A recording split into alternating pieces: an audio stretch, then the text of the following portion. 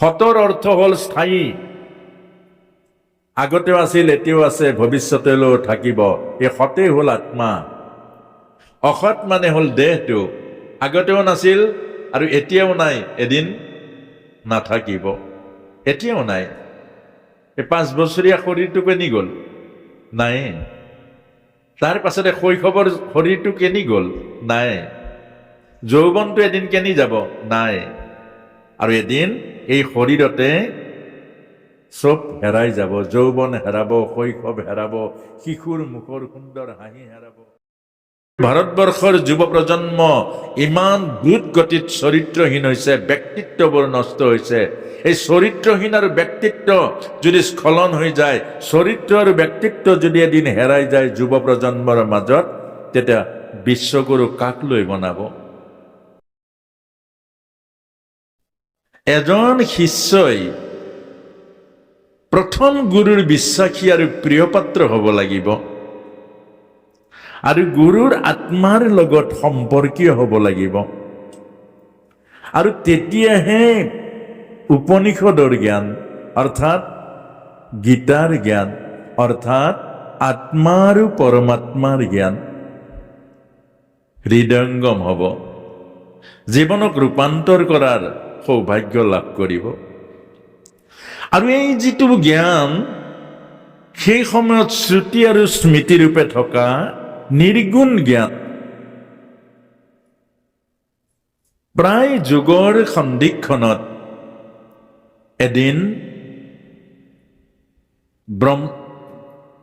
যে এই যে ব্যাসদেৱ সমাধিস্থ হৈ আছিলে, আৰু সমাধিস্থ হৈ থাকোঁতেই তেতিয়া ব্যাসদেৱৰ এই সমাধিযুক্ত অৱস্থাত এই জ্ঞানসমূহ হৃদয়ত প্ৰৱেশ কৰিলে। তেতিয়া সমাধি যেতিয়া খণ্ডিত হ'ল, তেতিয়া ব্যাসদেৱে এই জ্ঞানবোৰ দেখিলে, এইবোৰতো কলিযুগৰ সকলোতকৈ কল্যাণকাৰী জ্ঞান হ'ব। এইবোৰ জ্ঞানৰ দ্বাৰা কলিযুগৰ মানুহে জীৱনক মহাজীৱনৰ কৰিব পাৰিব, জীৱন গঢ়িব পাৰিব, জীৱনক সুন্দৰ কৰিব পাৰিব। আৰু কলিৰ শেষত যিটো সত্য, আৰু এই সত্য যুগৰে বীজ হ'ব। তেতিয়া ব্যাসদেৱে চিন্তা কৰিলে যে এইসমূহ জ্ঞান এক শ্ৰুতি আৰু স্মৃতি, শুনা আৰু মনত ৰখা, এইটো কেতিয়াও সম্ভৱ নহ'ব। কাৰণ কলিযুগৰ মানুহৰ মন অবিদ্যাৰ অস্মিতাৰে ভৰা হ'ব। কলিযুগৰ মনৰ মাজত মানুহৰ স্থায়িত্ব নাথাকিব। কলিযুগৰ মানুহৰ মন চঞ্চল হ'ব, অবিদ্যাৰূপী অজ্ঞানতা বৃদ্ধি হ'ব, তমগুণত আচ্ছন্ন হ'ব। গতিকে এই জ্ঞানসমূহ কলিৰ যুগৰ মানুহৰ বাবে, কলি যুগৰ সময়ৰ বাবে কেনেকৈ ধৰি ৰখা যায়? গভীৰ চিন্তন কৰি কৰি কৰি ব্যাসদেৱে ভাবিলে, যদি মই ঋষিসকলৰ হতুৱাই লিখো, মোৰ পিতৃও পৰাশৰ মহাজ্ঞানী, কিন্তু এওঁলোকৰ দ্বাৰা যদি মই এই জ্ঞানবোৰ লিখিত ৰূপ দিবলৈ যাওঁ, তেতিয়া তেওঁলোকৰ নিজৰ মনৰ কথা ইয়াতে সোমোৱাই দিব। খুব ধ্যান দি শুনিব। যদি মোৰ পিতৃ পৰাশৰকে আদি কৰি মহান মহান ঋষিৰ হতুৱাই মই সমাধিত লাভ কৰা এই জ্ঞানসমূহ যদি মই লিখিত ৰূপ দিওঁ, তেতিয়াহ'লে তেওঁলোকে নিজৰ কথা, নিজৰ চিন্তা, নিজৰ বিবেক আৰু বুদ্ধিৰ যিটো ফচল ইয়াত সোমাই দিব। আৰু যাৰ কাৰণে এই জ্ঞানসমূহ নষ্ট হৈ যাব, স্থায়িত্ব নহ'ব। এই জ্ঞানসমূহে জীৱতৰণ কৰিব নোৱাৰিব। এই কাৰণে ব্যাসদেৱে স্মৰণ কৰিলে শিৱ আৰু পাৰ্বতীৰ প্ৰিয় পুত্ৰ গণেশক। আৰু গণেশ আহি সন্মুখত হাজিৰ হ'ল। ক'লে, মোক কিয় স্মৰণ কৰিলা ঋষিবৰ? যে মোক এটা কাম কৰি দিব লাগে। কি কাম? যে মই সমাধিত লাভ কৰা এই জ্ঞানসমূহ কলি যুগৰ মানুহৰ কাৰণে লিখিত ৰূপ দিব লাগে। তেতিয়া ক'লে যে লিখিত ৰূপ দিবৰ কাৰণে মই পাৰিম, কিন্তু এটা চৰ্ত তুমি মানি ল'ব লাগিব। যদি এটা চৰ্ত মানি লোৱা, তেতিয়াহ'লে মই তোমাৰ কামটো সমাধা কৰি দিম। বোলে কি চৰ্ত?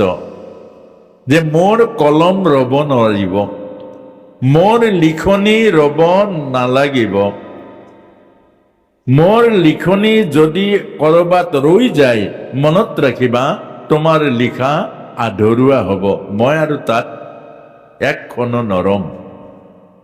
ব্যাসদেৱে শেষত গৈ মানি ল'লে, মানি লৈ ক'লে ঠিক আছে, তোমাৰ চুক্তি মই মানি লৈছো, কিন্তু মোৰো এটা চৰ্ত আছে, এই মোৰ চৰ্তটো তুমি মানিব লাগিব। বোলে কি চৰ্ত? যে তুমি বুজি নোপোৱাকৈ কোনো শ্লোক লিখিব নোৱাৰিবা। মই যিখিনি শ্লোক কম আৰু তুমি কিন্তু নুবুজাকৈ লিখিব নোৱাৰিবা। এই দুইটাই চৰ্ত আমাকো কৈছে। আজি যিখিনি ব্যাখ্যা হ'ব বক্তাই বুজি পাব লাগিব, আৰু আজি যিখিনি ব্যাখ্যা হ'ব শ্ৰোতাই বুজিব লাগিব। এইটোৱে শাস্ত্ৰৰ নিয়ম, এইটোৱে শাস্ত্ৰ শুনা আৰু কোৱা, এইটোৱে নিয়ম। এজন বক্তাই যদি মুখস্থ মাতি কয়, তাৰ তত্ত্ব আৰু গভীৰতা নুবুজে, সেই কথাৰ অৰ্থ আৰু পৰমাৰ্থ নাথাকে। এজন শ্ৰোতাই যদি অকল কাণেৰে শুনে, তাক মথন নকৰে, সেই শ্ৰৱণে জীৱনৰ ৰূপান্তৰ নকৰে, দুইটাই অৰ্থ নাথাকে। বছৰ বছৰ শ্ৰৱণ কৰিলেও কাণেৰে জীৱনৰ ৰূপান্তৰ নহ'ব, বছৰ বছৰ ব্যাখ্যা কৰিলেও জীৱনৰ আধ্যাত্ম কল্যাণ আৰু সেৱা নহ'ব, যদিহে এই দুইটা তত্ত্ব গ্ৰহণ নকৰে। আৰু সেই ব্যাসদেৱে সমাধিলব্ধ ব্যাসস্য সমাধি ভাষা, ব্যাসদেৱৰ সমাধিলব্ধ এই শ্ৰীমদ ভগৱত গীতাৰ এই মহান ভাৰতীয় দৰ্শন, ভাৰতীয় শাস্ত্ৰসমূহ, যি জীৱন গঢ়িবৰ কাৰণে, জীৱনক সুন্দৰ কৰিবৰ কাৰণে, জীৱনক মহাজীৱনলৈ উত্তৰণ ঘটাবৰ কাৰণে আমি সৌভাগ্যৱান ভাৰতীয় লাভ কৰিছোঁ। সেইকাৰণে সন্তসকলে কয় যে মানৱ জন্ম পোৱাটো বৰ দুৰ্লভ, বৰ দুৰ্লভ। 84 লক্ষ জনীৰ অনন্ত কোটি জন্মৰ মহা পুণ্যৰ ফলত এটা জীৱই মানৱ জনী পায়। স্থাবৰে বিংশতি লক্ষকম, স্থাবৰ জনীত 20 লক্ষ বাৰ। এই গছবোৰ যে দেখিছে, তৃণ তৰুবোৰ যে দেখিছে, এইবোৰ স্থাবৰ জনী, মূৰটো তলফালে আছে। এই স্থাবৰ জনীত জন্ম পোৱা প্ৰতিটো জীৱৰ মূৰটো তলফালে আছে। সেইকাৰণে জীয়াই থাকে, অনুভৱ আৰু অনুভূতি নাই, জীয়াই থাকে, জীৱনৰ সুখ নাপায়, জীৱনৰ ৰং নাপায়, আৰু জীয়াই থাকে ঠাণ্ডা গৰম একো বুজি নাপায়। কেলে? মূৰটো তলফালে আছে। আৰু এই তলৰ পৰা মূৰটো ওপৰ কৰিবৰ কাৰণে, এই মাটিত পোত গৈ থকা, স্থাবৰ জনীত পোত গৈ থকা এই মূৰটো ওপৰ কৰিবৰ কাৰণে, মানৱ জনী পাবৰ কাৰণে এটা এটা জীৱই 84 লক্ষ জনীৰ অনন্ত কোটি জন্ম বহুত কষ্ট কৰিব লাগে। আৰু সেই মহা কষ্ট, মহাপুণ্যৰ ফলত এজন মানুহ জন্ম পায়। আকৌ কৈছে, মানুহ জন্ম পোৱাটো যদিও সহজ, ভাৰতবৰ্ষত জন্ম পোৱাটো মহাপুণ্য লাগিব। কেলে?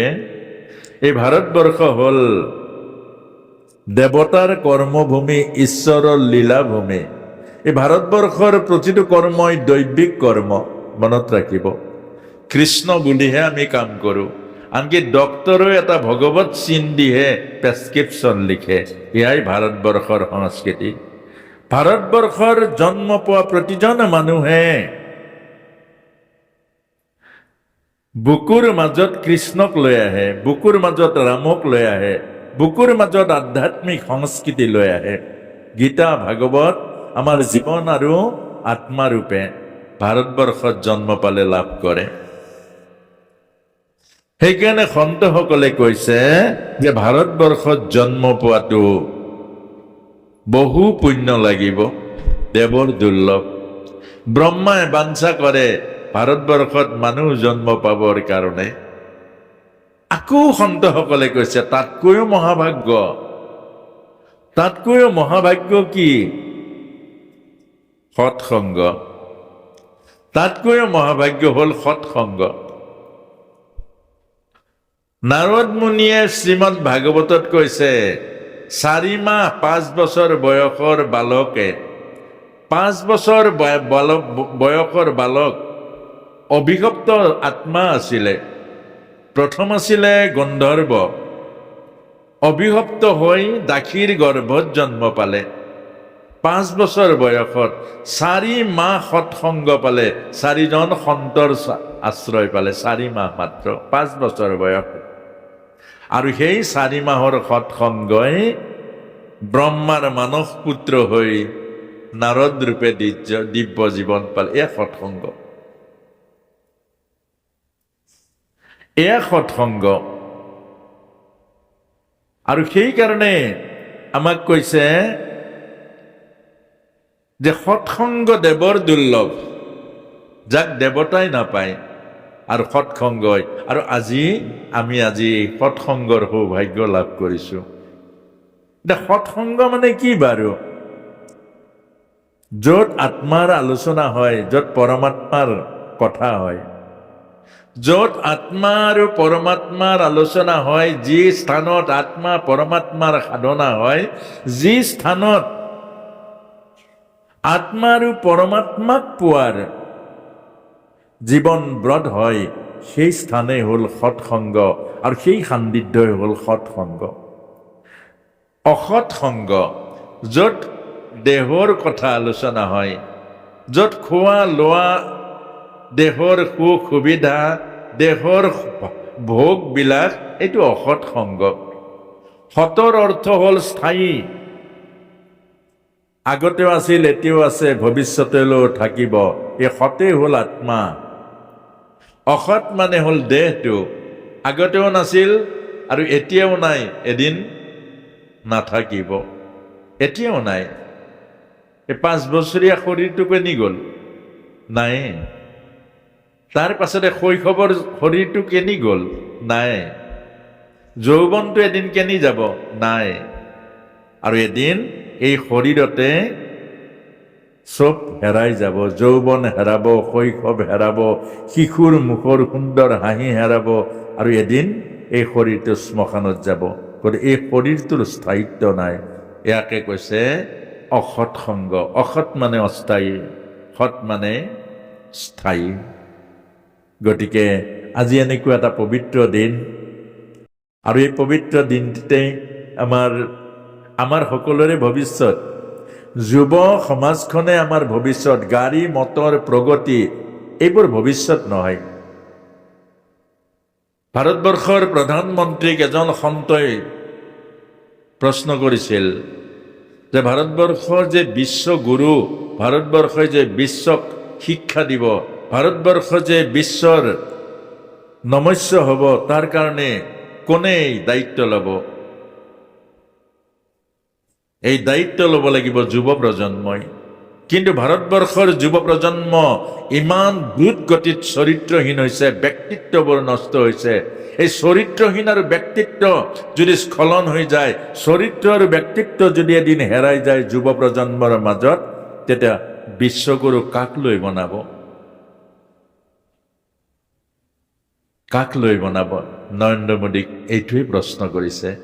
আৰু সেইকাৰণে স্বামী বিবেকানন্দেও সেই কথাটোকে কৈছে, ভাৰতবৰ্ষৰ শক্তি সামৰ্থ্য, ভাৰতবৰ্ষৰ ঐশ্বৰ্য বিভূতিৰ মূল তত্ত্বই হ'ল আমাৰ যুৱ প্ৰজন্ম।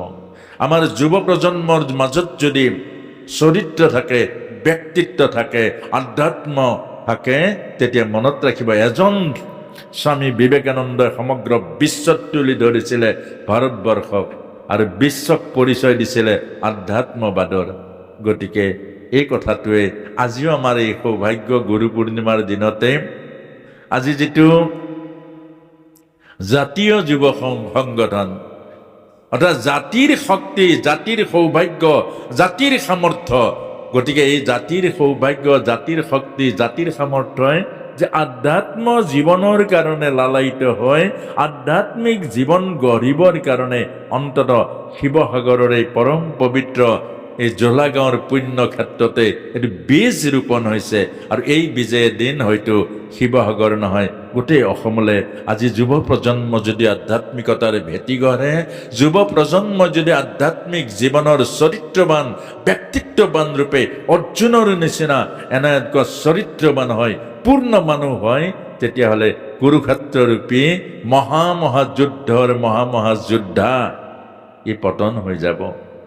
গতিকে এই কথাটোকে আমি সৌভাগ্যৰূপে লাভ কৰি আমি শ্ৰীমদ ভগৱত গীতাৰ মাজলৈ যাম আৰু সকলোকে পুনৰ পুনৰ অন্তৰ্মুখী ভাৱনাযুক্ত মনেৰে শুনিব। আৰু যদি প্ৰশ্ন থাকে বাহিৰা প্ৰশ্ন নকৰিব। আমাৰ এই 3-4 দিন অকল গীতা আৰু জীৱনৰ হ'ব। গতিকে জীৱনৰ লগত যিটো গীতাৰ অমিল পায়, যে গীতাৰ লগত জীৱনৰ যিটো ব্যাখ্যা অমিল হৈ যায়, সেইটোকে কাগজত লিখি নিশ্চয় প্ৰশ্ন আহিব। মুখেৰে ক'লে হয়তো পৰিৱেশটো এই ধাৰাটো বেলেগ ফালে গুচি যাব পাৰে, কাগজত লিখি আনিব। এই 4 দিন আমি ভগৱত গীতা নহয় শ্ৰীমদ ভগৱানৰ লগত থাকিম। আৰু ভগৱত গীতা নহয় আমাৰ জীৱনৰ যিটো আধ্যাত্ম জ্ঞান, জীৱনৰ যিটো প্ৰশ্ন, জীৱনৰ যিটো বিচাৰ, এই সকলৰ লগত আমি থাকিম। আৰু এই 4 দিনে হ'ব আমাৰ মানৱ জন্মৰ সৰ্বোত্তম দিন।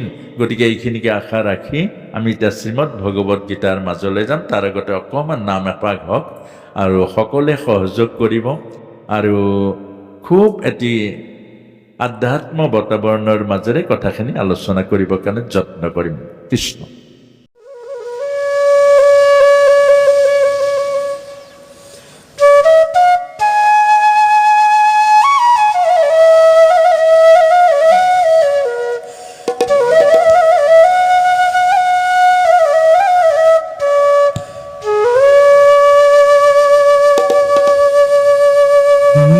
হৰি নাম ল'বলৈ ভকত ভয়া অৱহেলা নকৰিবা কৰ্মকে ধিয়া লগৈ লগৈ দেখা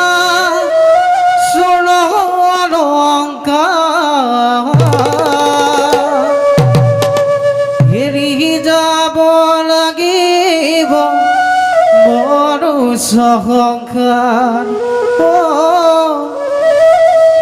এৰি যাব লাগিব মনুষ্যসংসাৰ। হালি জালি শৰীৰৰ ধৰণা এৰি দিবা, হালি জালি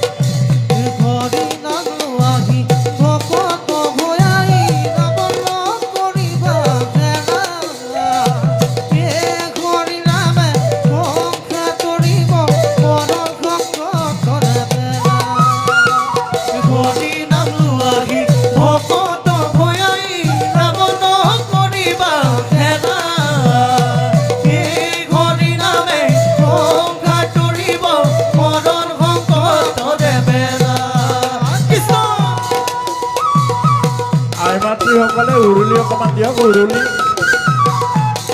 উৰুলি অকণমান দিয়ক।